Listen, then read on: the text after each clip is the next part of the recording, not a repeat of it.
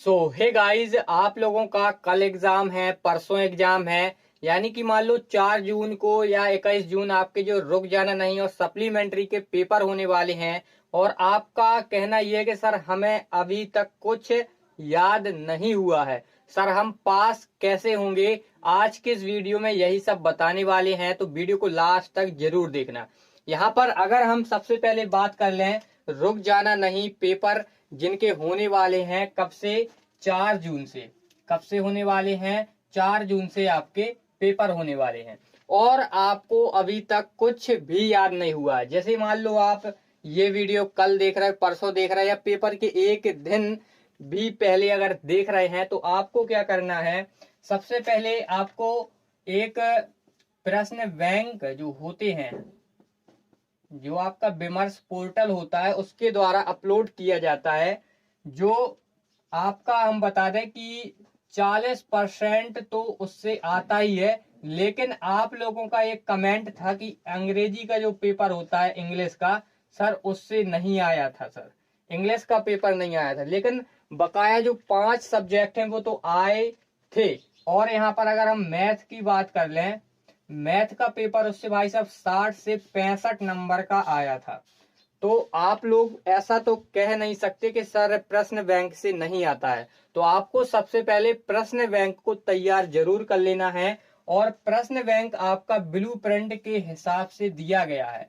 और blue print जो आपका ब्लू प्रिंट है, अगर आप उसकी जैसे तैयारी करते हैं कि इस वाले चैप्टर से इतने नंबर का आना है, इस वाले अध्याय से इतने नंबर का आना है, तो आप लोग स्मार्ट तरीके से पढ़ाई कर सकते हैं। तो भाई साहब आप अंधाधुंध पढ़ाई करेंगे, पास नहीं हो पाएंगे। और आप लोगों के कमेंट आ रहे थे सर मान लो कि हमारे मान लो 21 क्वेश्चन है और हमारा पेपर आया है मान लो 80 नंबर का, और हमें पास होने के लिए लगभग हमें 27 नंबर चाहिए। और सर हमने अपना जो पेपर है वो 15 नंबर का कर दिया, और इसके बाद हमने बना बना के लिख दिया। क्या सर हम पास होंगे कि नहीं होंगे? सर हमने 10 नंबर का पेपर कर आए, बकाया हमने बना बना के लिख दिया। तो क्या सर हम पास होंगे कि नहीं होंगे? तो इस वीडियो में आप इसको भी समझ पाएंगे। देखो, मान लो आपने 10 नंबर का कर दिया, 10 नंबर में आपने मान लो कम से कम 5 क्वेश्चन अटेम्प्ट किए। अभी आपके कम से कम 15 क्वेश्चन उसमें और है, वो आपसे बनते नहीं है। उसको आपको लेकिन अटेम्प्ट करना है, सॉल्व करना है, भला ही आपको आते हो या ना आते हो। ठीक है, उसको आपको अटेम्प्ट करना है अपने तरीके से बस। लेकिन उतना नहीं भाई साहब, आपको गलत लिखना है। जैसे आपसे पूछा गया विद्युत क्षेत्र क्या है, ठीक है, आपसे पूछा गया विद्युत क्षेत्र क्या है, लेकिन विद्युत क्षेत्र के बारे में ही लिखना है। अगर आप सोचें कि हम बता दें कि आकाश नीला होता है, इसमें आप ये लिखेंगे कि आकाश नीला होता है और पानी का कोई रंग नहीं होता है, ये सब आप लिख के आएंगे तो भाई साहब नंबर वो नहीं देखा। लेकिन अगर आपका विद्युत क्षेत्र पूछा गया कि विद्युत क्षेत्र क्या है, विद्युत क्षेत्र की तीव्रता क्या है, हाँ आपको उसका डेफिनेशन पता नहीं है, लेकिन आपको विद्युत के बारे में तो पता है ना। तो विद्युत के बारे में आप लिख के आइए। आपका भलाई वो 4 क्वेश्चन 4 नंबर का कोई वो प्रश्न है, तो आपको 1 नंबर तो वो दे के जाएगा ही कि चलो यार जो लड़का है उसको याद नहीं है, लेकिन उसने अपना थोड़ा मोड़ा दिमाग लगाकर उस क्वेश्चन को सॉल्व तो किया, अटेम्प्ट तो किया, भागा तो नहीं। लेकिन आप ऐसे ही हर क्वेश्चन को करते हैं तो आप लगभग पास कैटेगरी में आएंगे भी नहीं। तो लेकिन वो जो चेक ईयर होता है वो आपको पास कर देगा, क्योंकि आप जो कॉपी होती है उसको खाली कभी मत छोड़ना। ऐसा नहीं है कि कई लोगों के मन में कई लोगों ने डाल दिया कि कॉपी मत खाली छोड़ो आप पास हो जाओगे, ऐसा नहीं है। कॉपी चाहे आप चाहे पूरी 33 पन्ना की कॉपी आती है, आप चाहे 33 में 33 भरे हैं तब भी लोग फेल हो जाते हैं। क्यों? मायने रखता है, डिपेंड उस पर करता है कि लिखा क्या है आपने। ठीक है, यही बात है कि विद्युत क्षेत्र के बारे में पूछा गया तो इसी के बारे में लिखिए, ना कि बिल्कुल हट के। तो कई लोग ऐसे ही करते हैं, पूरी कॉपी तो भर आते हैं लेकिन जो क्वेश्चन में पूछा गया उसके बारे में नहीं लिखते, यानी क्या क्या लिख कर आते हैं। तो ये भ्रम को हटाना है कि अगर हम पूरी कॉपी भर देंगे तो हमें पास कर देगा चेकियर, ऐसा नहीं है। जो चेकियर होता है पास आपको तभी करेगा जब आपको उसी क्वेश्चन के बारे में लिखना है, अन्यथा आपको वो फेल कर देगा। ठीक है, और ये वीडियो आप कब भी देख रहे हैं, जैसे मान लो आपने 13 घंटे पहले ये वीडियो देखी मान लो, तो भाई साहब 13 घंटे पहले आपने वीडियो देखी पेपर के, तो 13 घंटे तो आप पढ़िए कम से कम। जब आप किसी चीज में समय देते हैं तो वो आपको वापस कुछ ना कुछ जरूर देगी, ठीक है। लेकिन आपको जो 13 घंटे इसमें आपको 100% देना होगा, तभी वह आपको 100% वापस देगी। यानी कहने का मतलब है 13 घंटे में आपने मान लो अच्छी मन लगाकर पढ़ा, भाई अब तो बस पास ही होना है, चाहे 2 घंटे भी बचे, लेकिन आपको पढ़ना ये नहीं कि अभी तक हमने पढ़ा नहीं तो अभी भी हमें नहीं पढ़ना, फेल हो जाएंगे तो कोई दिक्कत नहीं, ऐसा नहीं करना। नहीं तो भाई साहब आप 101% फेल हो जाओगे, उसमें कोई शक नहीं है, ठीक है। तो अगर मान लो आपने 13 घंटा पढ़ा, मान लो आपको 2 क्वेश्चन उसमें बित गए आपके पेपर में, आपने मान लो 10 क्वेश्चन याद किए थे 13 घंटे में, तो यार 2 क्वेश्चन तो बन गए, बहुत बड़ी बात है। मान लो 5-5 नंबर के फंस गए, फिर 10 नंबर तो आपके यही हो गए, ठीक है। उससे तो अच्छा ही है कि आपके 0 नंबर आते, है ना। 13 घंटे आपने पढ़ लिया, 5-10 नंबर आपके आ गए, उससे तो अच्छा है ये।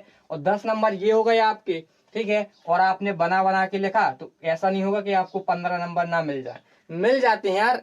आपको विश्वास नहीं होगा यार, मैंने भी पढ़ा है। जैसे सोशल साइंस का पेपर होता है, सोशल साइंस का पेपर मैंने बिल्कुल जो मुझसे बनता था, 100 नंबर का पेपर आता था पहले, 50 नंबर का जो मुझसे क्लियर बनता था वो लिखा था। लेकिन आपको विश्वास नहीं होंगे, नंबर आए थे भाई साहब 86। अब कैसे आए थे मुझे भी अपने पर विश्वास नहीं हो रहा था। बस मैंने इतना किया था कि हर क्वेश्चन अटेम्प्ट किए थे और अटेम्प्ट के साथ उसी के बारे में लिखा था। ऐसा नहीं कि भाई साहब और हवाबाजी अलग में दे दी, ऐसा नहीं है। आपको उसी के बारे में लिखना, तो नंबर 101% मिलते हैं। मान लो आपका 5 नंबर का है, आपने बना बना के बहुत अच्छा लिखा है, तो भाई सब 3 नंबर देने से कोई नहीं रोक सकता, अगर आप 10th क्लास में पढ़ते हैं। क्योंकि चेकियर इतनी गौर से कॉपी चेक नहीं करता है, वो समझता है चलो यार बच्चे को इतना तो दिमाग है कि हमें लिखना क्या है इस क्वेश्चन में। कई लोग तो खाली छोड़ आते हैं, जैसे कई लोगों से पेपर नहीं बनता है, वो ये सोचते हैं यार पेपर बन ही नहीं रहा है तो पेपर काहे को करो, फेल तो होना ही है तो लिखो भी नहीं। तो यार बैठे बैठे वहां पर आप कुछ ना, कौन वो आपको घर जाने के लिए कहते कि जाओ आप सो जाओ, वहीं पे बिठाते हैं भाई सब 3 घंटा, है ना। तो आप उसका जो समय है वो 3 घंटा उसका उपयोग कीजिए, तो क्या पता आप पास ही हो जाए, फेल से तो अच्छा ही है कि आप कोशिश जरूर करें। और आपको ये तो पता ही है कि शिक्षा उस शेरनी का दूध है कि जिसने पिया है वो दहाड़ा है। केवल एक शिक्षा ही एकमात्र सहारा है कि आप जीवन उसके सहारे चला सकते हैं। तो भाई साहब आपको ऐसा समझा जाएगा कि आप इस युग यानी कि जो जीवन है उस लायक नहीं है। इसलिए कह रहे हैं कि आप लोग पढ़ लीजिए, अभी आपके पास समय है। आपके पास जैसे 4 जून से पेपर है, तो आपके पास ऐसा नहीं है कि 4 दिन ना हो, 4 दिन तो है ही है भाई साहब, आज का दिन मिला के।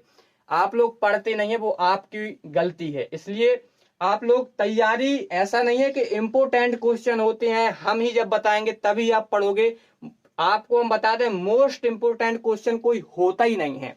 क्यों? जैसे मान लो हमने 10 क्वेश्चन आपको दे दिए, 10 क्वेश्चन दे दिए, मान लो कारणवश 5 क्वेश्चन फंस गए, लेकिन दूसरा जो क्वेश्चन है वो ये भी तो आता है ना फंसे तो, 10 में से एक भी ना फंसा तो फिर तो आप फेल हो गए ना। तो आप गलती किसको ठहराओगे? हमें। अगर आप अपनी खुद मोस्टिंग निकालते हो, 10 में से 10 क्वेश्चन निकालते हो और मान लो कि आपका 2 क्वेश्चन भी फंसता, तो आपके ऊपर अपना विश्वास तो बढ़ेगा। इसलिए आप लोग अपनी इंपोर्टेंट क्वेश्चन छाटिए और दूसरों के चक्कर में नहीं पड़े, क्योंकि उसे भाई साहब आपकी टेंशन नहीं है, टेंशन केवल आपको खुद है। तो आप अपने क्वेश्चन खुद छाटिए, आप अपने प्रश्न बैंक से पढ़िए, परीक्षा अध्ययन से पढ़िए। सबसे पहले प्रश्न बैंक को तैयार कर लीजिए, कक्षा 10वीं और कक्षा 12वीं वाले, ठीक है। क्या पता अंग्रेजी का इस बार फंस जाए और आपको पछताना पड़े कि हमें प्रश्न बैंक तैयार नहीं करना हो। मैं गारंटी देता हूं अगर आप प्रश्न बैंक को तैयार कर लेते हैं तो आपके यार कम से कम ऐसा नहीं होगा कि आप उसमें पास ना हो जाए। चलो पास नहीं होंगे तो 25-30 नंबर तो आएंगे, बकाया बना के लिख देना। लेकिन आप क्या करते हैं, हमें पढ़ना ही नहीं है, हमें फेल होना है। तो भाई साहब फेल हो जाओ, हम कुछ नहीं कर सकते, बुरा लग जाए, लेकिन ये सच बात है। आप लोग पढ़ती नहीं है, फेल इसलिए हो जाते हैं। देखो पढ़ने वाला बच्चा कभी फेल नहीं होता और कोशिश करने वाले की कभी हार नहीं होती। आप पढ़ते नहीं है, बोले यार एक दिन रह गया क्या पढ़े, फेल तो हो ही जाना है यार। एक दिन में 24 घंटे है, 24 घंटे में अगर आप 8 घंटे भी पढ़ते हैं तो 8 घंटे में अगर आप मान लो 10 ही क्वेश्चन पढ़ते हैं, 10 क्वेश्चन में से एक क्वेश्चन फंस जाता है, तो वो तो बहुत बड़ी बात है कि आप, बहुत बड़ी बात है कि एक क्वेश्चन तो लिख कर आए, तो वही ना लिख कर आते।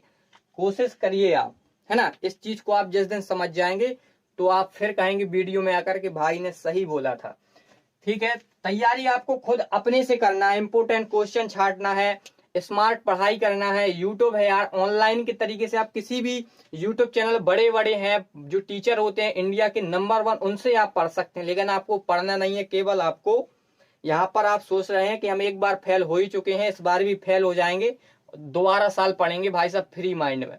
तो बस ऐसा ही आपकी अगर सोचे तो दोबारा फेल हो सकते हैं, कोई दिक्कत नहीं है। लेकिन जो व्यक्ति इस चीज को समझ गया है वो जरूर पास होगा, ये मेरा वादा है। मिलते हैं दोस्तों नेक्स्ट वीडियो में, जब तक के लिए बाय।